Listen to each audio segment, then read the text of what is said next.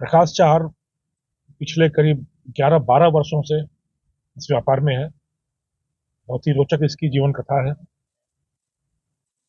लकड़ी का काम करने के रूप में इसने अपना व्यापार शुरू किया उदयपुर में अपने किसी रिश्तेदार के साथ।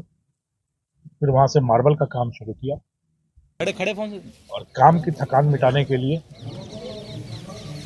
इसने अफीम और डोडा चूरा लेना शुरू किया और उसी और अफीम और डोडा चूरा से फिर इसने अपने जीवन की गरीबी दूर करने का बेड़ा उठाया।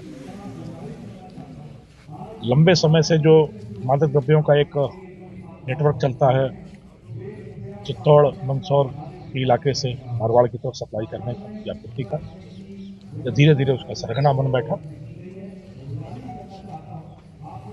इस ऑपरेशन का नाम ऑपरेशन तमस रखा गया क्योंकि नशे के जहर के माध्यम से लोगों के जीवन में स्याह अंधेरा फैलाने का अभियान शुरू किया। और विडंबना देखिए कि नाम स्वयं प्रकाश था।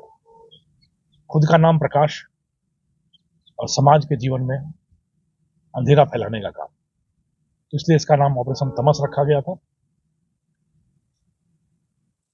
इसके काम करने का जो तरीका था, इसने अपने आप को निम्बाहेड़ा के एक छोटे से कस्बे में स्थापित कर रखा था।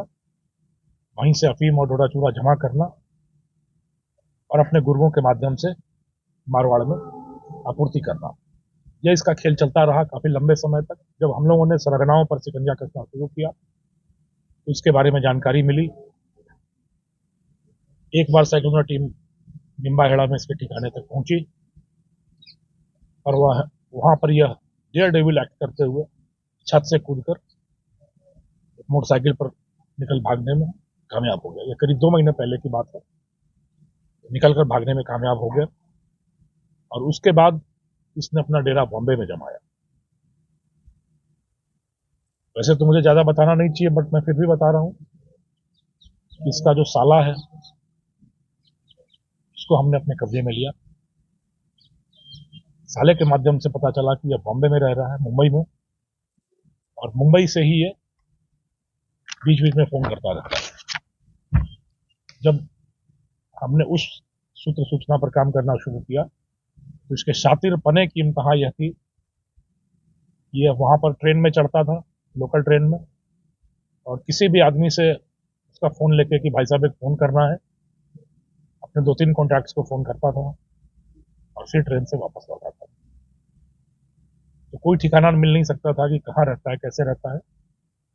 और जब हमने देखा कि कैसे ट्रेन पे चढ़ता है और कब आखिरी कॉल होता है और कब निकलता है, तो एक पैटर्न पुलिस के पास आया, यह वहां के भाईंदर इलाके में कहीं ना कहीं रह रहा हो सकता है।